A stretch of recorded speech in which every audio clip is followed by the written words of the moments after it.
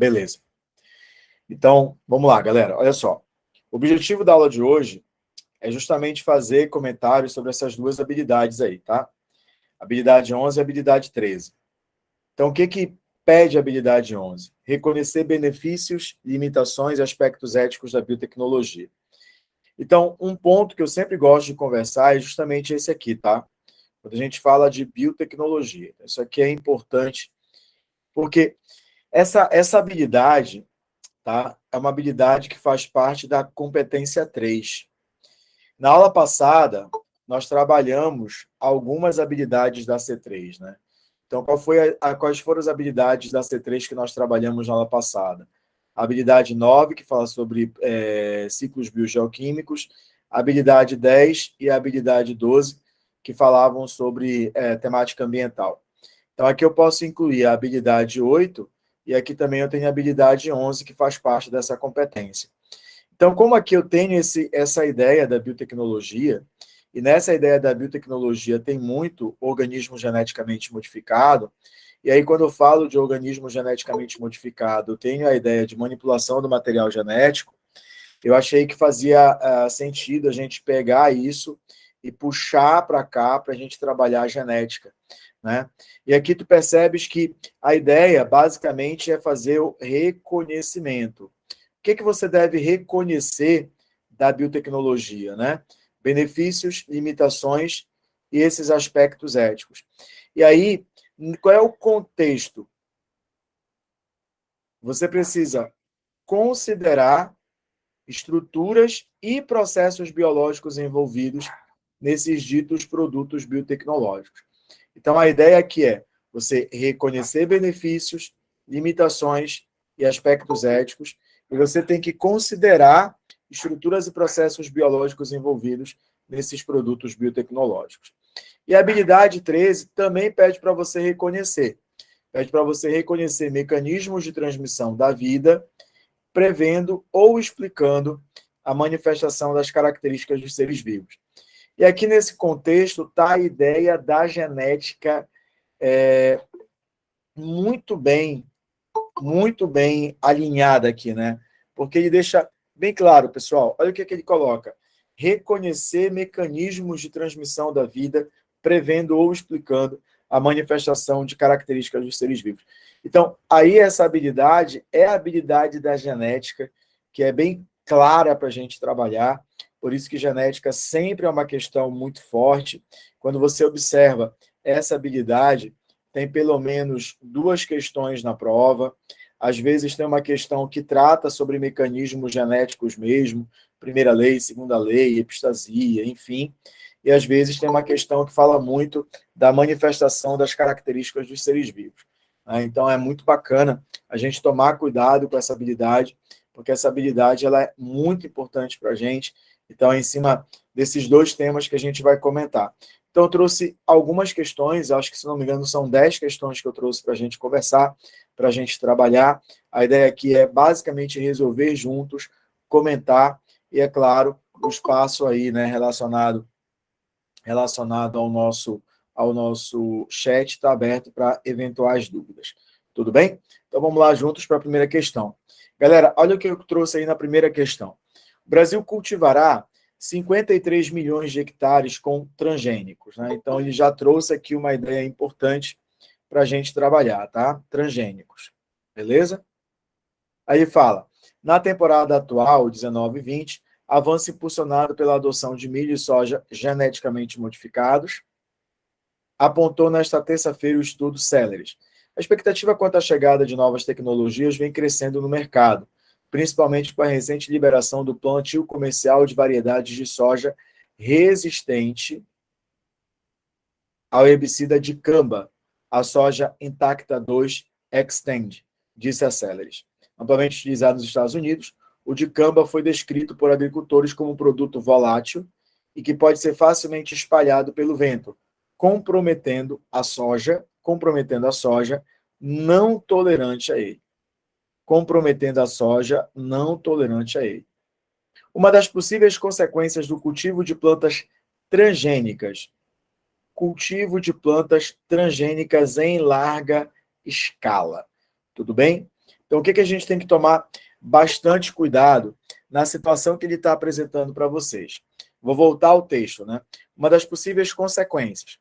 Então, vamos lá. Ele está falando que a soja transgênica. Ele está falando que a soja transgênica. Cadê? Está bem aqui, ó. Está falando de transgênico. A gente lembra que transgênico é um organismo que recebe e expressa genes de outras espécies. Tudo bem? Então, esse ponto aqui, ele é importante. Recebe e expressa genes de outras espécies. Tudo bem? Isso é um organismo transgênico. Então, esse organismo nós vamos obter por meio do que nós chamamos de tecnologia do DNA recombinante. O que é o famoso DNA recombinante? É um DNA misturado, no qual você vai produzir essa molécula de DNA em laboratório, utilizando duas ou mais fontes biológicas diferentes. Então, a gente sempre vai trabalhar a ideia de que transgênico obrigatoriamente é geneticamente modificado. Isso não quer dizer que todo organismo geneticamente modificado seja transgênico. Então, ele diz que ele está trazendo bem aqui, ó, a expectativa quanto à chegada de novas tecnologias vem crescendo no mercado, com a liberação do plantio comercial da variedade de soja resistente ao herbicida dicamba. Resistente ao herbicida dicamba. Então, esse plantio comercial ele já foi liberado. Então, a soja é essa linhagem aqui da soja que vai ser plantada agora. Então, ele diz assim, amplamente utilizado nos Estados Unidos, esse inseticida, esse herbicida, melhor dizendo, perdão, foi descrito por agricultores como um produto volátil e que pode facilmente ser espalhado pelo vento em função da sua volatilidade, comprometendo a soja não tolerante a ela. Então, o que eu posso pensar? O que eu posso analisar? Eu poderia ter a soja, que eu vou chamar de soja selvagem, e eu poderia observar a soja transgênica. Beleza? Então, qual é a ideia aqui, pessoal? É a gente analisar o seguinte: a partir do momento que eu planto essa soja transgênica, eu tenho consequência, que é isso que ele quer. Qual é a consequência dessa soja transgênica? Bem, se essa soja é transgênica, aí eu quero ver no chat, pessoal, ela é sensível ao herbicida ou ela é resistente?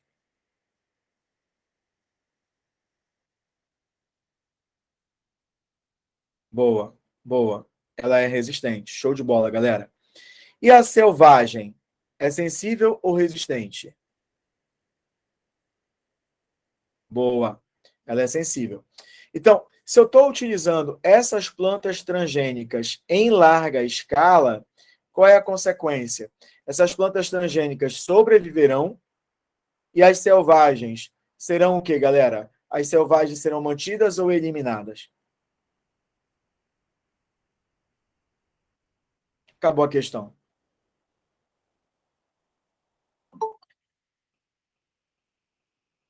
Todos concordam comigo?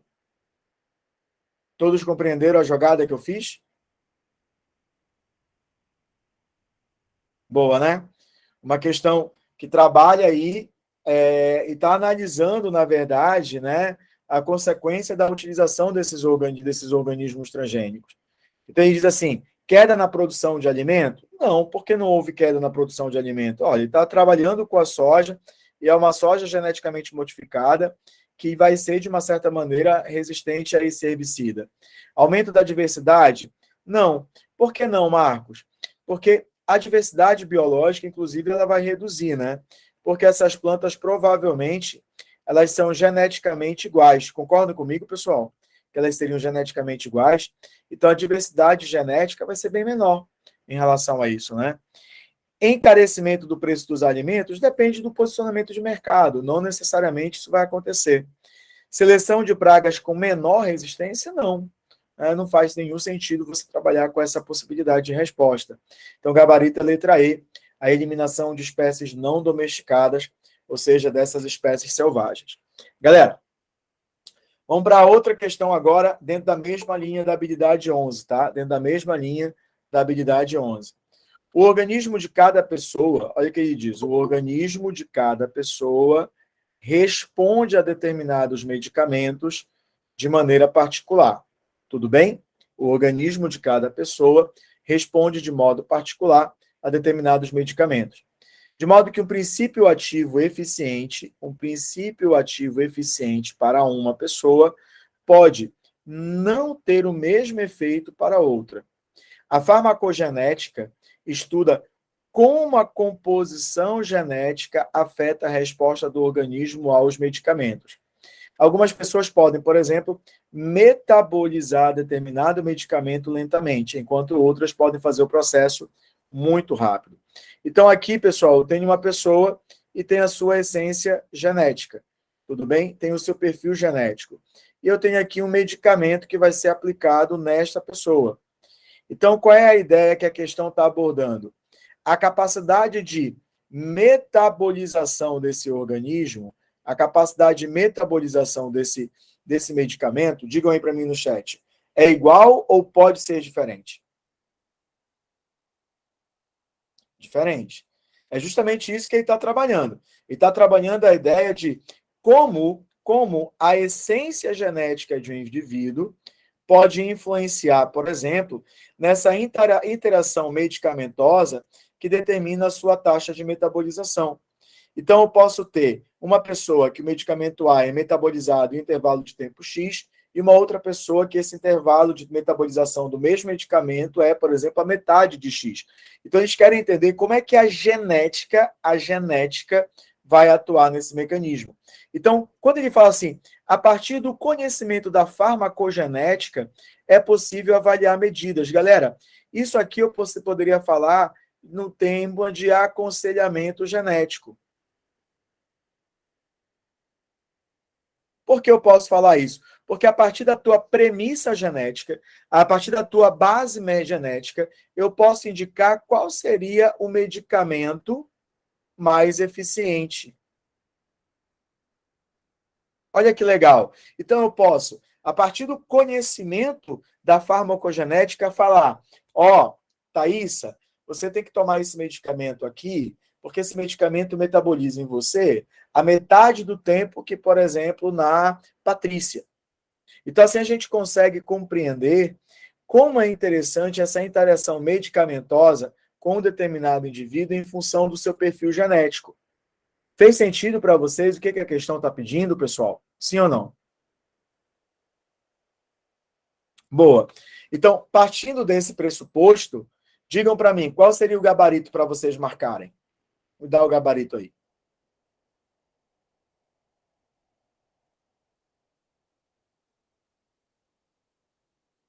Boa. Show de bola. Muito legal. Todos entenderam? Ficou confortável para todo mundo? Porque o B de bola, o gabarito?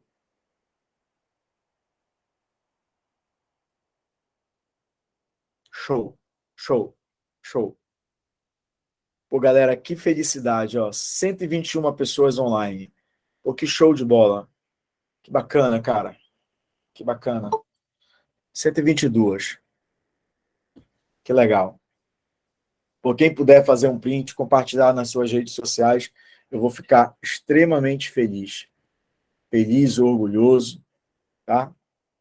Muito bacana. Pediram para comentar a letra A? Boa, vamos lá. Regular a absorção do princípio ativo de cada medicamento. Não, ele não está fazendo isso.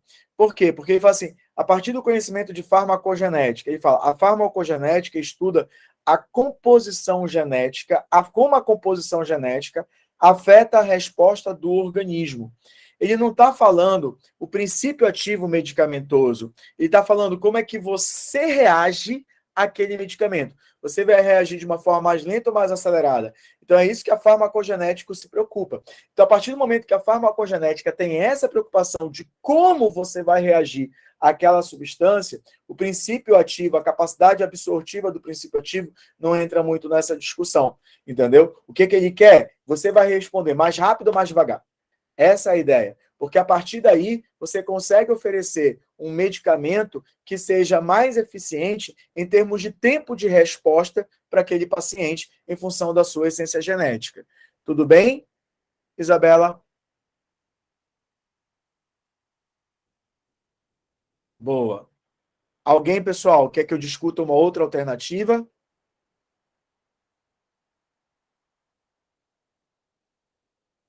A D, vamos lá. Bloquear efeitos indesejáveis. Mais uma vez, o que ele quer? A ideia é que a ação medicamentosa seja aferida no seu tempo. Qual é o medicamento que vai reagir, que vai ter a sua eficiência, que vai ser metabolizado mais lentamente ou mais devagar? Então, se aqui não tem a ideia do princípio ativo ter efeitos colaterais. Olha, Marcos, esse medicamento é mais interessante para você porque você metaboliza mais rápido do que aquele anterior. Então, essa que é a ideia da farmacogenética. Tudo bem? Estimular a resposta desejada do organismo ao medicamento. Ele não parte do pressuposto de um efeito positivo, tá? Ele faz o pressuposto do tempo de ação do medicamento. Ele quer, como eu estou falando para vocês, né? A farmacogenética, ela analisa o tempo de resposta, se é mais lento ou mais acelerado. Então, por isso que não cabe a ideia da letra E, porque está falando de resposta positiva, não é esse o princípio dela. Tudo bem? Beleza? Posso passar adiante, pessoal?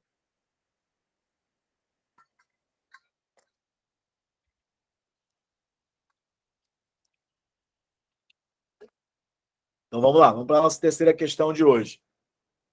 Olha aí. Como são produzidos os organismos geneticamente modificados? Aí você tem aqui, ó, qual é a sacada, tá? Vamos ficar atentos ao seguinte. Veio a imagem na prova, meu irmão, analisa tudo dela. Ó o número 1, isolamento do gene de interesse de uma bactéria. Ó o número 2, integração desse gene ao DNA de outra bactéria. Ó o número 3, multiplicação do gene mediante cultivo dessas bactérias que foram geneticamente modificadas. Número 4, fixação dos genes a micropartículas metálicas. Número 5, lançamento dessas partículas sobre as células vegetais para integração do gene a algumas delas. Número 6, planta com fenótipo desejado. E aqui eu tenho um milho transgênico, uma produção de proteína contra a broca do milho. Então, por meio dessa técnica, eu tenho a produção de uma planta transgênica resistente a essa broca. Então, você tirou justamente, né, um gene de uma bactéria, transferiu para outra bactéria, multiplicou essa bactéria, transferiu o gene para micropartículas metálicas, utilizou essas micropartículas metálicas para transferir esse gene de interesse para a célula vegetal. A célula vegetal começou a expressar uma proteína que faz com que a broca do milho, ao entrar em contato com ela, seja eliminada. Então, aí ele criou uma planta de milho resistente. Então, ele fala assim, a partir do momento em que o milho recebe esse novo gene, esse vegetal. Galera, tu concordas comigo que está aqui, ó? Olha aqui, ó, é um milho transgênico. O que eu disse sobre um organismo transgênico? O que eu disse sobre um organismo transgênico?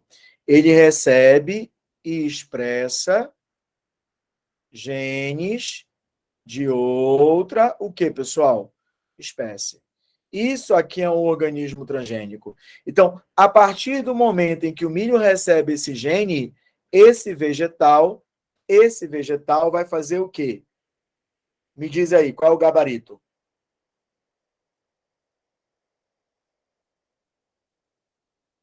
Não é show de bola? Não é tranquilo? Galera, olha só. Porque a partir do momento que ele pega um organismo transgênico, ele tem o DNA, correto? Esse DNA, que é um DNA recombinante, ele vai ser utilizado para a produção do RNA mensageiro, que por sua vez vai ser traduzido para a produção de uma determinada proteína. E a partir do momento que eu pego esse DNA do milho mais o DNA da bactéria, a proteína bacteriana vai ser sintetizada. Altera grande parte do seu código genético? Opa, eu gosto dessa dúvida. Código genético. Código genético são código genético são trincas do RNA mensageiro. Código genético são trincas do RNA mensageiro. Código genético é uma tabela de códons. e cada trinca do RNA mensageiro especifica um determinado aminoácido. Por que eu gosto dessa pergunta? Porque é muito comum o aluno ou a aluna perguntar assim, entender que código genético é informação genética. Não, galera, código genético é uma trinca de RNA mensageiro. É uma trinca de nucleotídeos que juntos especificarão um aminoácido na produção de uma determinada proteína. Isso é o código genético. Portanto, quando a gente fala de um organismo transgênico, a transgênese não muda ou não altera o código genético. Marcos, então, o que a transgênese muda? Ela altera um outro conceito, que é o conceito de quê, pessoal? De genoma. Porque é aqui que você está inserindo o DNA. Tudo bem? Aí você fala de DNA. Código genético, boa, Matheus. Se fosse material genético, tudo bem. Código genético, não. Todos entenderam por que a letra A e não pode ser a letra E? Sim ou não? Nara, alterar o código genético, não. A gente diz que o código genético ele é universal. Tudo bem? O código genético ele é universal. O que pode acontecer é a gente falar que o código genético ele é redundante, repetitivo, porque o código genético ele é degenerado. Mas, para a grande maioria das espécies, o código genético ele tem as mesmas informações. Eu digo universal, mas ele é entre aspas esse universal, porque existem particularidades com relação a DNA mitocondrial, DNA de fungos, etc. Mas a gente admite esse universal para a maioria das espécies. Tudo bem? Então, o código genético são aquelas trincas. Ah, Marcos, mas como é que seriam essas trincas? Seria aquela mais ou menos assim, ó. Você olha lá naquela tabela. A, U, G. Opa, o G determina metionina. Aí você vai lá, U, vai determinar fenilalanina. O C também determina fenilalanina, né? Então, quando você vai sintetizar a proteína, você tem as trincas do RNA mensageiro, são os códons, né? A trinca do RNA mensageiro são os códons. E são justamente esses códons que estão na tabela do código genético. Fechamos aí essa discussão? Eu gosto muito dessa discussão, tá? O Enem já trouxe isso em prova. Posso passar adiante, pessoal?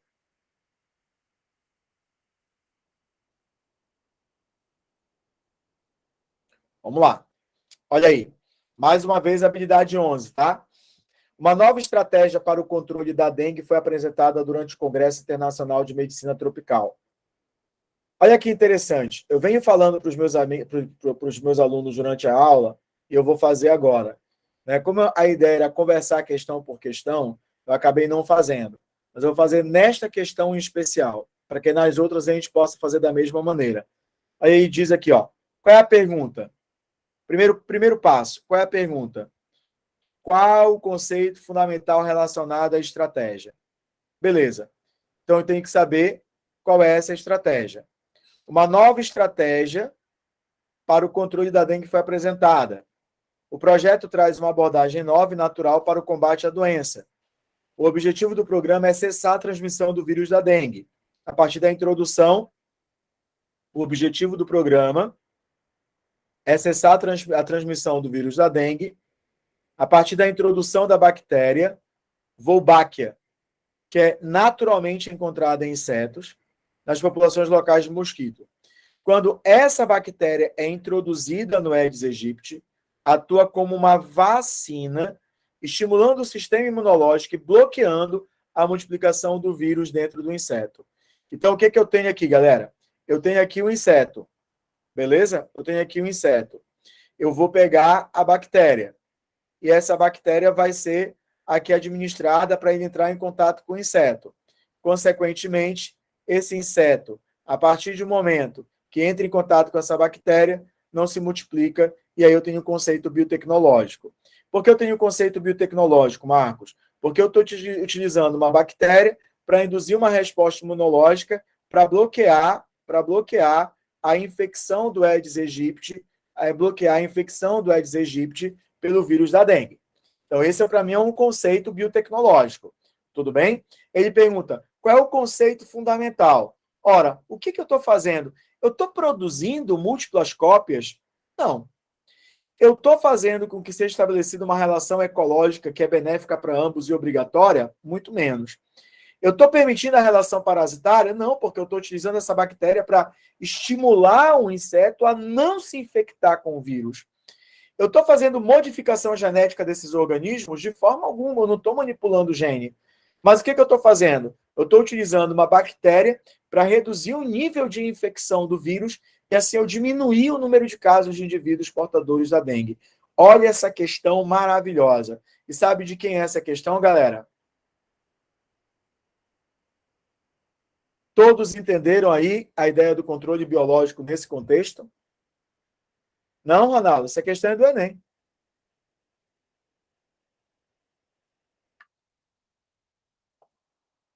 Questão do Enem. Transgênese, o erro da D, Isabela, é porque em nenhum momento você fala de manipulação genética. Em nenhum momento você pega o DNA de um organismo e transfere para o outro. O que você fala é utilizar uma bactéria, que é essa Wolbach, né? Wolbach, que é justamente para estimular o inseto a desenvolver uma resposta imunológica para ele não mais se infectar com o vírus que causa dengue. Fui claro? Consegui fazer você compreender, filha? Ótimo, ótimo, que bom. Galera, posso passar adiante? Beleza. Então, assim, a gente trabalhou as questões que fazem referência à habilidade 11. Então, a habilidade 11 vai trazer muito isso para vocês, tá? Conceitos biotecnológicos, analisando vantagens, desvantagens, limitações. Então, você percebe que o tempo todo tem um contexto que envolve o ser vivo e esse ser vivo está sendo utilizado, ou ele, ou um produto dele, para uma finalidade. Então, essa é a ideia da habilidade 11, né? Então, toma bastante cuidado, cautela com essa habilidade, que ela é muito interessante. Agora, vamos para a habilidade 13. Como ocorre a herança dos grupos sanguíneos do sistema BO? O cara começa logo com esse questionamento. No sistema BO existem 4 tipos de sangue. Então, vamos aqui, ó. No sistema BO, a gente tem o grupo A. Quais são os genótipos do grupo A? Isão A, Isão A, Isão A, Izinho. Então, aqui, ó, homozigoto e aqui heterozigoto, beleza? Grupo B. Quais são os genótipos? Isão B, Isão B, Isão B, Izinho. Homozigoto e heterozigoto. Grupo AB, um único genótipo. Isão A, Isão B. Grupo O, um único genótipo. Izinho, Izinho. Responde aí para mim só com a inicial. O grupo O é o dominante ou recessivo? E o mais interessante, que mesmo sendo recessivo, numa população brasileira, o grupo O é o tipo sanguíneo mais comum numa amostra populacional. Note o seguinte, galera, que se o isão A está ao lado do izinho, ele domina. Se o isão B está ao lado do izinho, o isão B domina. Mas, poxa, eu acabei colocando aqui, né? Não era isso. Aqui o genótipo é isão A e isão B, desculpa. Mas se você coloca o isão A ao lado do isão B, se você coloca o isão A ao lado do isão B, um não domina o outro. Então, o que a gente pode inferir? Que o isão A, ele não domina e não é dominado pelo isão B, porém, ambos dominam o izinho. Então, entre isão A e isão B, eu tenho um caso de codominância. E olha a pergunta dele. O padrão de herança dos alelos descritos. Quais são os alelos que ele descreveu? Isão A e isão B. Dentro de qual condição? Heterozigose AB. Porque ele diz que produz os 2 tipos de proteína. Isso aqui está errado, tá? Está errado. Isso aqui não é proteína. O sistema BO é um perfil glicídico do sangue. O padrão de herança dos alelos descritos no texto é A. Como ele está falando dos alelos descritos, isão A e isão B. Qual é o padrão de herança deles? Eu estou trabalhando com o caso de codominância, letra correta, letra C de casa. Tudo bem? Ficou confortável para todo mundo? Beleza. Mas, particularmente falando, quando eu vi essa questão e selecionei, porque eu achei ela uma questão legal, eu estava esperando um outro padrão de resposta. Porque aqui está o cromossomo 9, que é o cromossomo onde está o gene associado ao sistema BO. E bem aqui eu vou representar para vocês um gene que eu vou chamar de I. Então, esse gene I, eu tenho o alelo Izão A, eu tenho o alelo Izão B e tenho o alelo Izinho. Como esses genes surgiram? Esses genes surgiram por mutação ao longo do tempo. Note, eu tenho um gene, mas eu tenho 3 formas alternativas. Eu tenho 3 formas alternativas. Então, por isso, aqui é um caso de polialelia, também chamada de alelos múltiplos. Eu confesso que eu estava esperando isso aqui como gabarito, mas ele também não trouxe. Me perdi. Também quero saber o quê? Qual foi o babado que eu me perdi? Pode repetir a pergunta?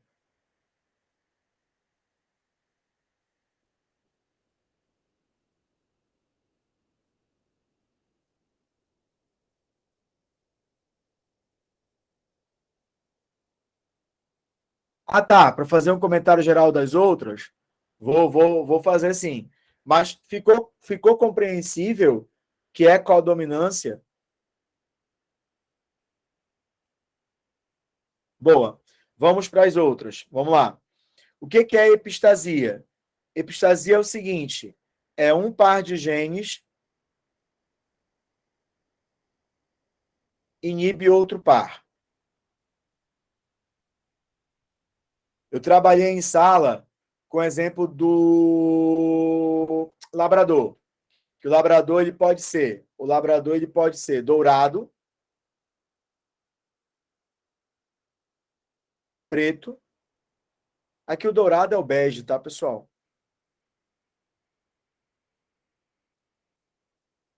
Eu vou colocar bege, tá bom? Para não confundir com golden. Ele pode ser o bege, o preto e o marrom. E aí a interação disso depende de 2 genes, tá? Que a gente pode chamar de gene Bzão e seu alelo Bzinho, e o Ezão e seu alelo Ezinho. Então, esses 2 genes interagem e há a capacidade de um inibir o outro. Isso é o caso de epistasia. Pleiotropia, quando um par de genes manifesta várias características. Exemplo, vou falar aqui da síndrome de Marfan. O que é a síndrome de Marfan? É uma característica rara, e essa característica rara, pessoal, está diretamente associada a um gene dominante.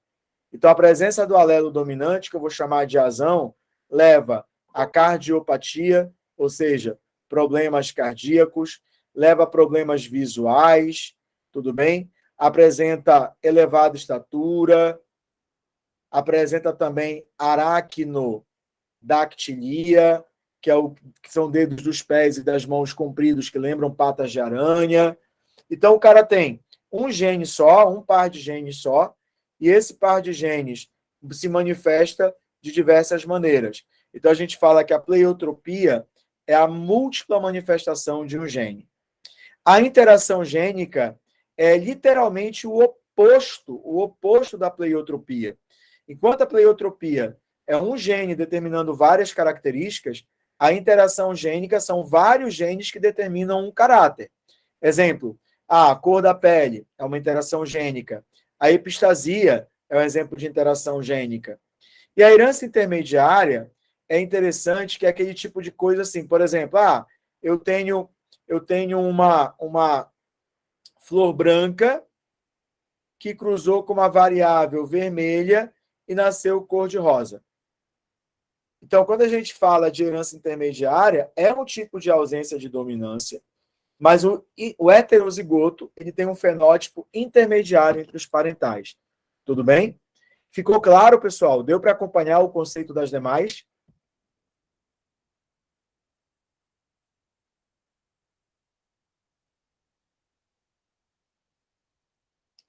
Posso. A herança intermediária é quando você tem, por exemplo, branco e vermelho. Do cruzamento de plantas brancas com plantas cujas flores são vermelhas, nasceu a rosa. Cor de rosa não é intermediário, não é uma mistura entre elas. Por exemplo, eu tenho aves pretas e aves brancas. Do cruzamento entre elas surgiu um heterozigoto cinza. Compreendeu? Beleza, show de bola. Posso passar adiante, galera?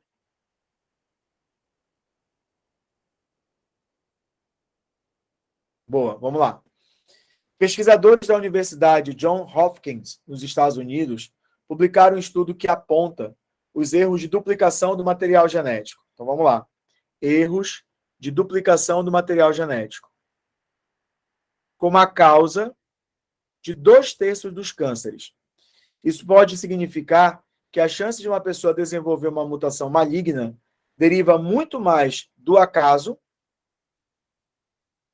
do que de causas externas ou genéticas. O processo de mutação descrito no texto. Qual é a mutação? Ele está falando de erros de duplicação. Galera, acabou a questão. Porque ele já disse erros de duplicação do material genético. Quando você fala do ciclo celular, você diz que o ciclo celular é dividido em 2 etapas. A primeira etapa do ciclo celular é a intérfase. E depois você tem a divisão propriamente dita. A intérfase, por sua vez, é dividida em 3 estágios, G1, S e G2. Nessa fase S, acontece a duplicação do DNA. Tudo bem? A duplicação do DNA. Uma das coisas que eu sempre comento em sala, sempre que você fizer referência à duplicação do DNA, você tem que lembrar que essa duplicação sempre é do tipo semi-conservativa. E aí, o que é duplicar o DNA? Se eu tenho uma fitinha aqui, ó, e aí eu tenho as pares de bases, vamos supor, TTT, GGG, AAA, eu tenho uma molécula, que é a DNA polimerase, que vai estabelecer esses pares de bases. Então, TTT, nós temos aqui na fita complementar AAA, GGG, CCC, AAA, TTT. Então, é justamente neste momento, que acontece o processo de erro de pareamento de base. E aí, quando eu falo erro de pareamento de base, eu vou estabelecer uma mutação. Então, o grande ponto que gera essas alterações, essas mutações, esses erros na molécula de DNA estão diretamente associados a equívocos cometidos pelas enzimas durante o pareamento de bases nitrogenadas. E aí as mutações podem ser representadas pela letra E, pareamento equivocado entre bases nitrogenadas. Todos entenderam?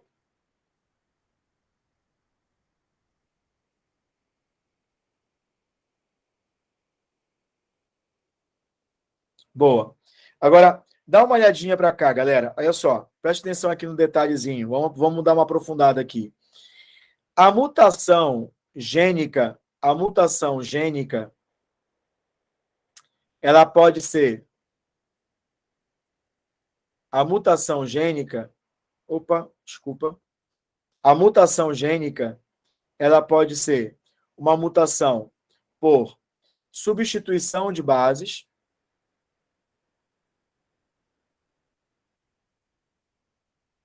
e pode ser por uma adição ou perda de bases.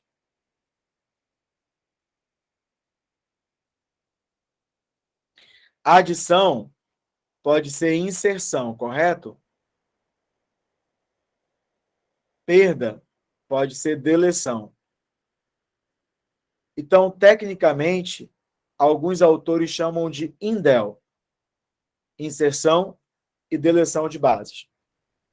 A substituição de bases, a gente pode dizer que é uma mutação de sentido trocado. O que é uma mutação de sentido trocado? Uma mutação de sentido trocado funciona assim. Mudou a base no DNA, mudou o RNA mensageiro, mudou o aminoácido. Compreendeu? Mudou o aminoácido. Vou repetir.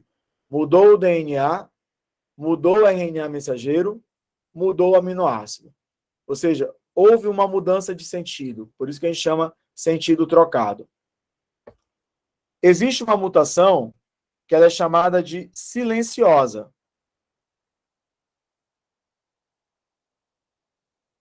O que é uma mutação silenciosa? Mudou o DNA, mudou o RNA, mas a proteína continua com a mesma sequência de aminoácidos. Vou repetir para diferenciar as duas.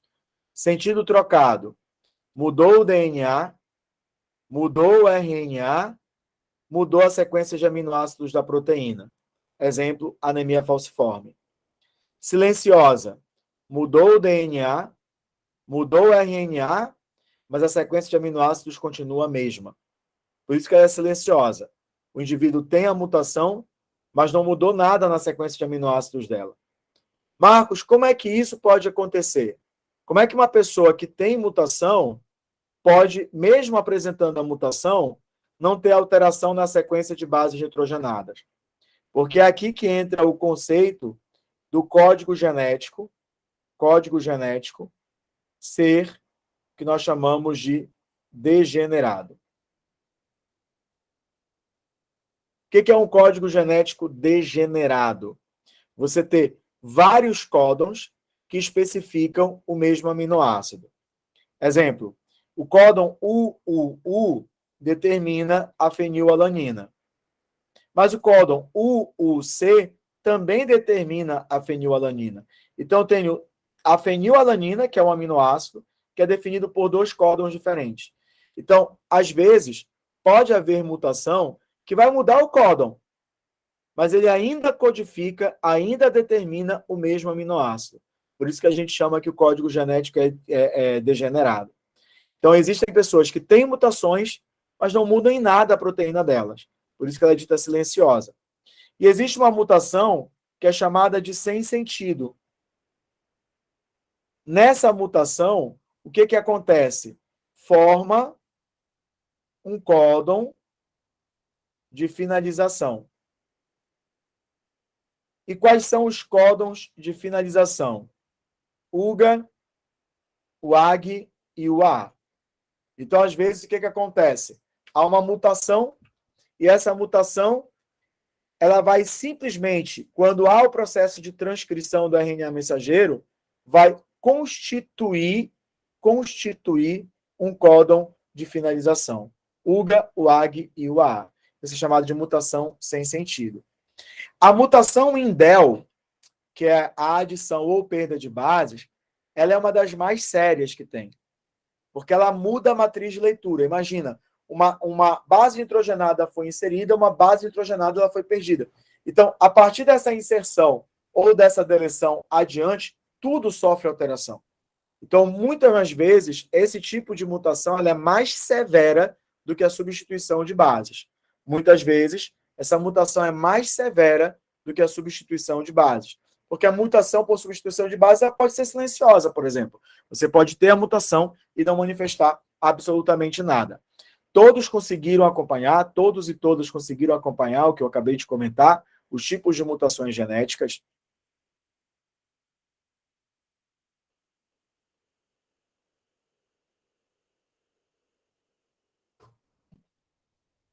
Aqui a gente foi jogar o sarrafo lá para cima.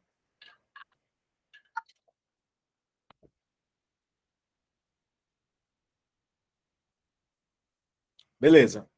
Então vamos lá. Essa, para mim, talvez seja a questão mais chatinha que eu trouxe para vocês. Tá? Então vamos resolver aqui com calma. Em camundongos, a cor da pelagem é determinada pelos pares de genes A e P, que possuem segregação independente. Os alelos, vamos lá. Essa informação aqui é importante, né? Por quê? Porque quando diz que está em segregação independente, significa dizer que estão localizados em cromossomos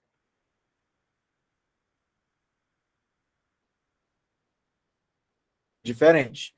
Por isso que eles têm segregação independente, tá? Eles estão localizados em cromossomos diferentes. Os alelos, Pzão e Pzinho, determinam a cor do pelo. A pelagem selvagem é condicionada pelo alelo dominante Pzão. Então, Pzão, selvagem. Pelagem preta pelo alelo recessivo. Pzinho, Pzinho, preto.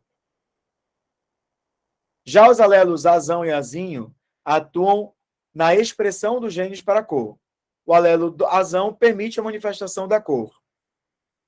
Azão traço com cor. Qual seria a cor? Selvagem ou preta? Azinho, azinho é albino.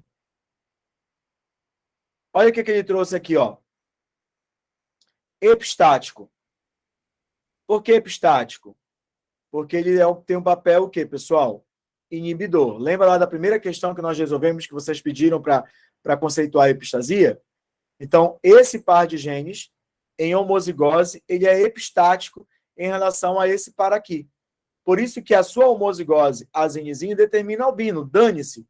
Não interessa se vai ter o Pzão traço, não interessa se vai ser Pzinho, Pzinho, ele vai ser albino. Porque esse par de genes em homozigose determina a cor albina. Ele é epistático em relação aos demais. Aí ele fala assim, qual é a proporção fenotípica esperada para a pelagem dos descendentes de um cruzamento entre o camundongo preto duplo heterozigoto? Beleza. Preto duplo heterozigoto. Tudo bem? Veja, tem o azão, apresenta a cor. Opa. Errei aqui, né? Preto duplo homozigoto, desculpa.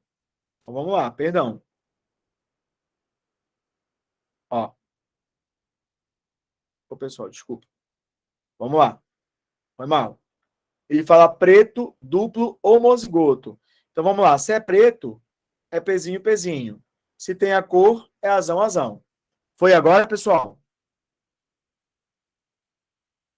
Sim ou não? Boa. Aí fala, e um camundongo selvagem. O camundongo é selvagem. Se o camundongo é selvagem, é Pzão, traço, azão, traço.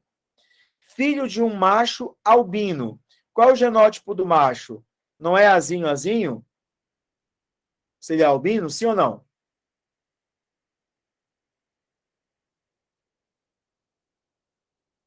Show.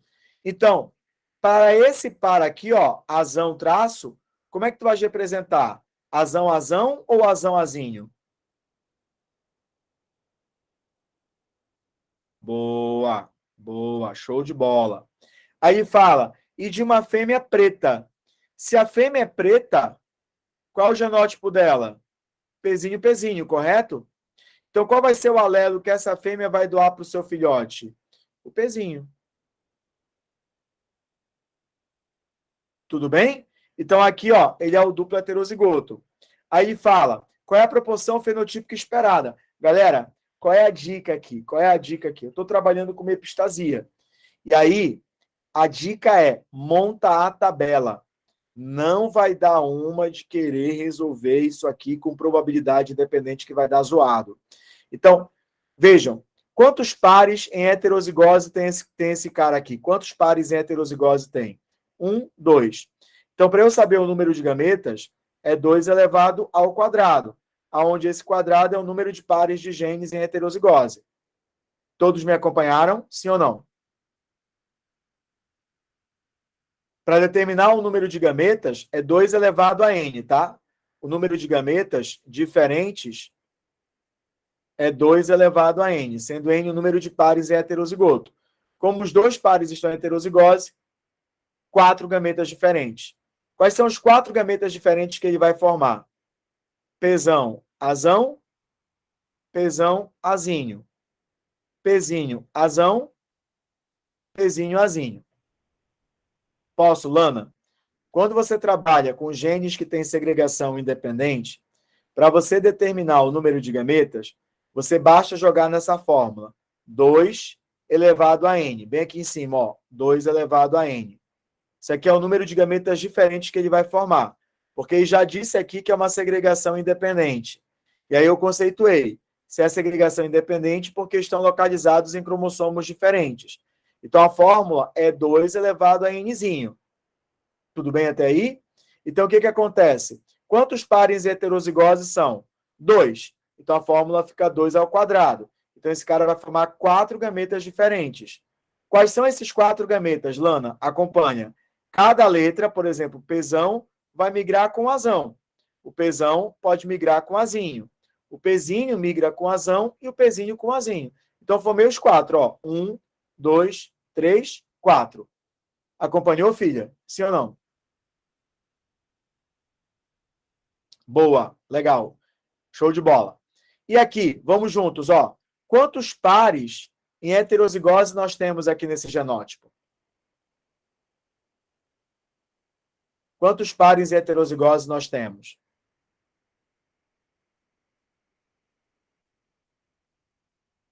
Acompanha. Eu quero heterozigoto. Bem aqui, ó. Pzinho, Pzinho. Azão, Azão. Nenhum é heterozigoto. Então a fórmula fica 2 elevado a 0. 2 elevado a 0 dá quanto, galera? Dá 1. Então, este genótipo só vai formar um gameta. Qual é o gameta dele? Pzinho, Azão. Tudo bem? Show de bola.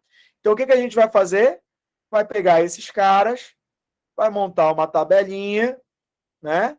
E vai unir esses gametas. Então, aqui vai ficar Pzão, Pzinho, Azão, Azão. Pzão, Pzinho, Azão, Azinho. Pzinho, Pzinho, Azão, Azão. Pzinho, Pzinho, Azão, Azinho. Note o seguinte, no segundo par, sempre tem Azão. Então, se sempre tem Azão, não vai nascer o quê, pessoal? Albino. Essa possibilidade não vai existir. Então, veja, Pzão determina selvagem. Pzinho, Pzinho determina preto. Então, você só vai ter aqui selvagem e preto. Quantas chances são no total? 4. Quantos são selvagens? 2. Quantos são pretos? 2. Simplificando, vai dar quanto? Meio. Meio. Então, qual é o gabarito, galera?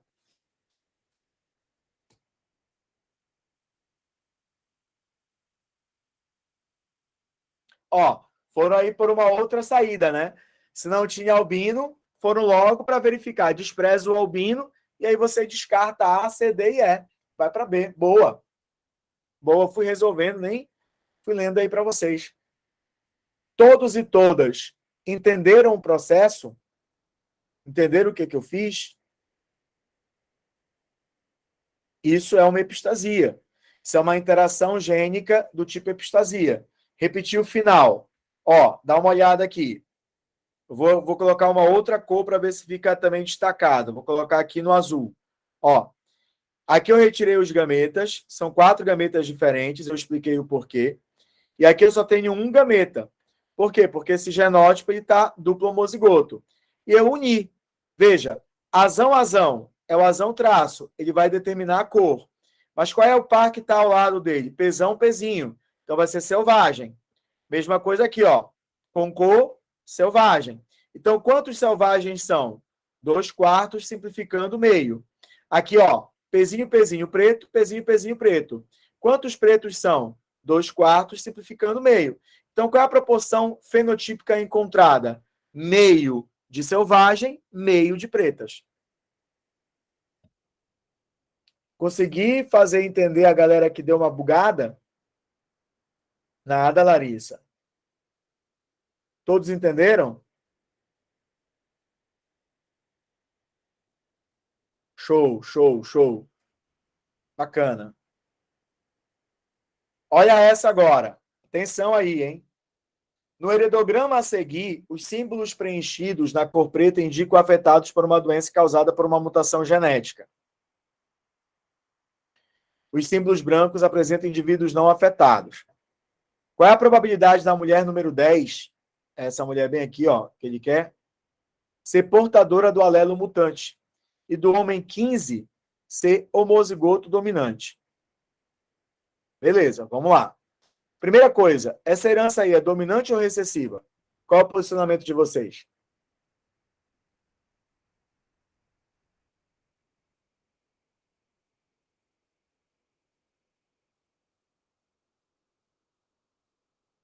Concordo que é recessiva. Por que é recessiva?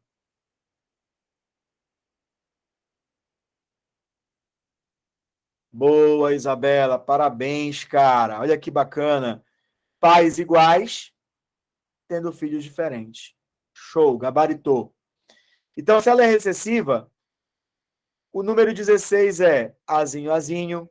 O número 9 é azinho, azinho. O número 4, azinho, azinho.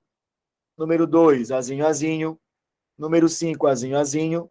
E número 6, azinho, azinho. Todos concordam comigo? Sim ou não?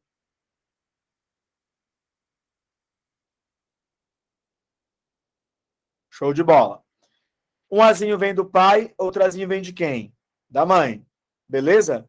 Então, 13 e 14 são normais homozigotos ou heterozigotos? Show de bola. Show de bola. Que bacana, cara. Que bacana. Beleza. O número 7, pessoal, ou a número 7, ela tem a mãe afetada. Qual foi o alelo que ela recebeu da mãe? O azinho. Ela é normal, então ela é heterozigoto. O mesmo raciocínio para o número 8, mas o pai é afetado, recebeu o azinho. Recebeu o azinho. Como é normal, azão. Tranquilo? Então vamos lá. Vamos aqui pensar juntos. Vamos aqui pensar juntos, tá? Vamos lá. Ó, eu quero saber o número 10. Qual é a pergunta sobre o número 10? A mulher 10 ser portadora do alelo mutante. Então, para eu saber isso, eu preciso cruzar o 7 e o 8, né? Então, a gente sabe que são heterozigotos. Então, vamos fazer esse cruzamento, ó. Azão, azão, azão, azinho, azão, azinho e azinho, azinho. Todos acompanharam e entenderam por quê? Eu estou trabalhando com a 10, eu quero saber a 10. E aí eu venho a pergunta clássica. Pergunta clássica. Essa mulher já nasceu ou vai nascer?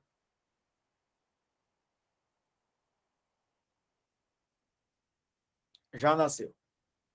E ela nasceu normal ou afetada?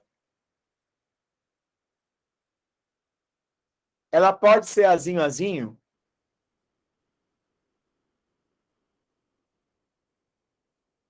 Então, nosso N sai de 4 para quanto? Para 3, não entra na probabilidade.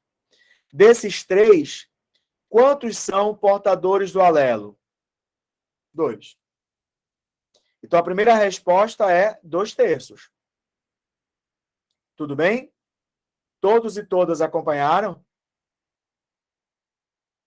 Boa. Vamos agora para cá. O 15, ser homozigoto dominante. O 15, ser homozigoto dominante. 13 e 14 é o mesmo genótipo do 7 e do 8, correto? Então, eu vou aproveitar aqui. Mais uma vez, ele já nasceu, está aqui. Então, azinho, azinho, eu não vou contar, mas eu quero saber agora ser homozigante, dominante homozigoto. Qual é a chance de ser dominante homozigoto, pessoal? 1/3. Então, a probabilidade vai ser 2/3 e 1/3, letra D de dado.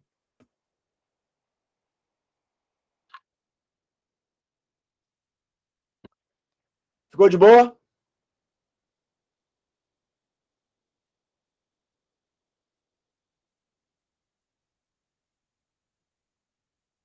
Vamos lá. Determinada doença de origem genética aparece nas pessoas do sexo biológico feminino, com o dobro de frequência que aparece nas do masculino. Voltar lá? Qual é a situação, Duda?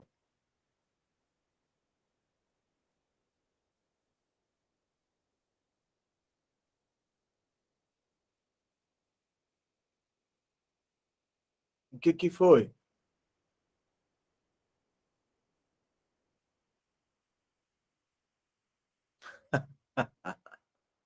Tá bom. Tá beleza. Posso, Velbert? A diferença aqui é o seguinte, ele quer saber qual é a probabilidade do 10 ser portadora do gene, então ela é heterozigota. Ela já nasceu e nasceu normal. Então, pelos pais dela, ela poderia ser azão-azão, azão-azinho ou azão-azinho. Então, qual dos três é o heterozigoto? Os 2/3. Compreendeu? Então, de 3 possibilidades no total, 2 são heterozigóticos. Então, por isso que a probabilidade é 2/3. Já no número 15, ele quer saber qual é a probabilidade dele ser homozigoto. Mas o que é que tu percebes? Que o casal é exatamente o mesmo do anterior. Então ele tem a chance, como ele já nasceu e nasceu normal, ou ele é azão-azão, ou é azão-azinho, sendo 2 possibilidades. Então, quantas chances no total são? 3. Dos 3, quantos são homozigotos? 1. Então, a probabilidade da mulher ser heterozigota, a mulher número 10, é 2/3. E a probabilidade do homem número 15 ser homozigoto é 1/3. Compreenderam? Aqueles que não conseguiram visualizar o processo?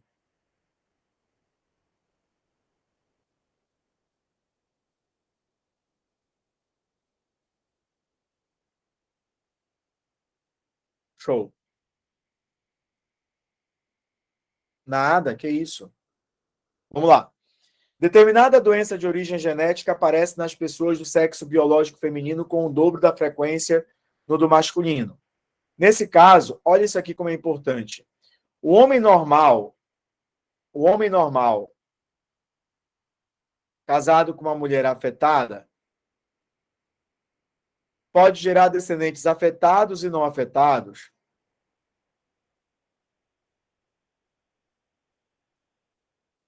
na mesma probabilidade.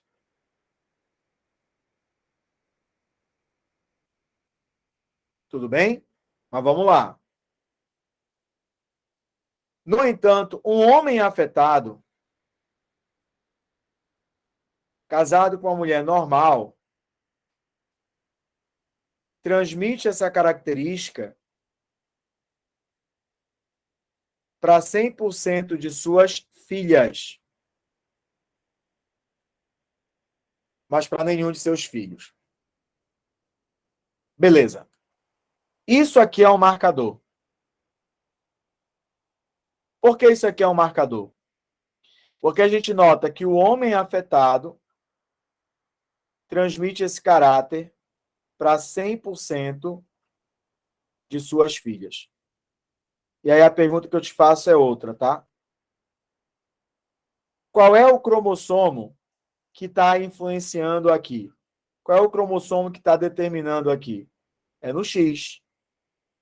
Aqui é cromossomo X. Perfeito. E aí, veja, quantos cromossomos X tem o homem? Apenas um. E a mulher tem quantos? 2. Tudo bem? Então, vejam só, galera. A mulher tem 2 cromossomos do tipo X. Bastou o cromossomo do pai para manifestar. Então, se bastou um cromossomo que veio do pai para manifestar, provavelmente essa herança é dominante ou recessiva?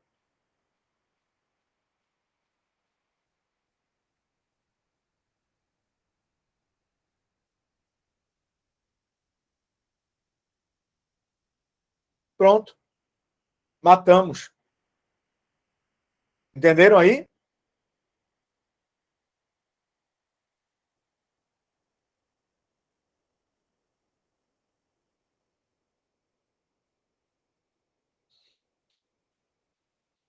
Boa.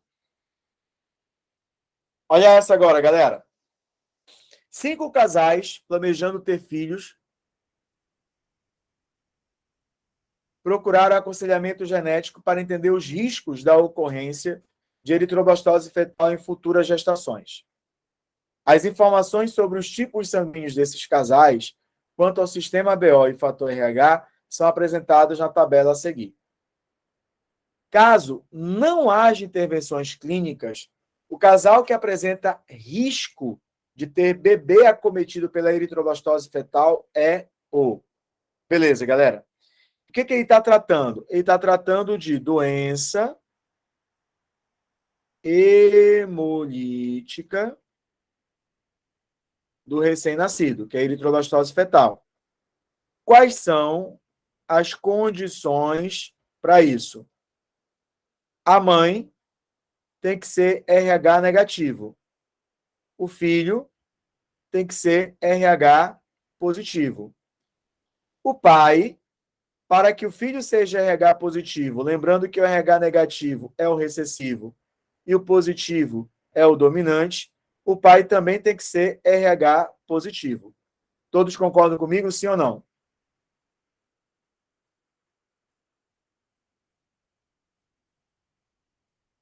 Acabou a questão. Vamos lá. Mulher, positivo não pode, positivo não pode, positivo não pode. Ela não vai ter do criança com eritroblastose fetal. Só tem essas duas possibilidades. O pai, negativo não rola. Saiu. Qual é o gabarito?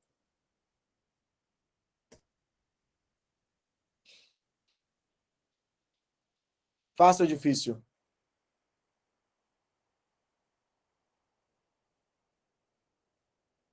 Boa. Ó, galera,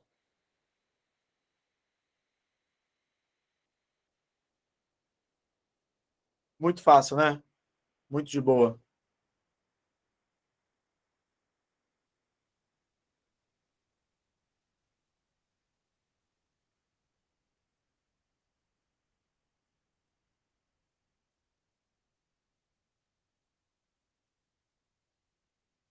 Muito de boa, né?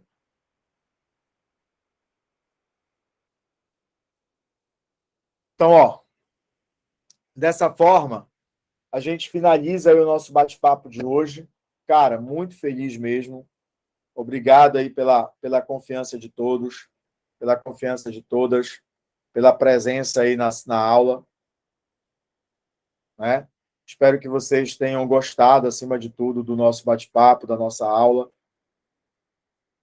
Até sempre peço, né, por favor, para que vocês possam lá colocar nas redes sociais, marcar. Muitíssimo obrigado mesmo, tá? Assim que tiver disponível, eu vou colocar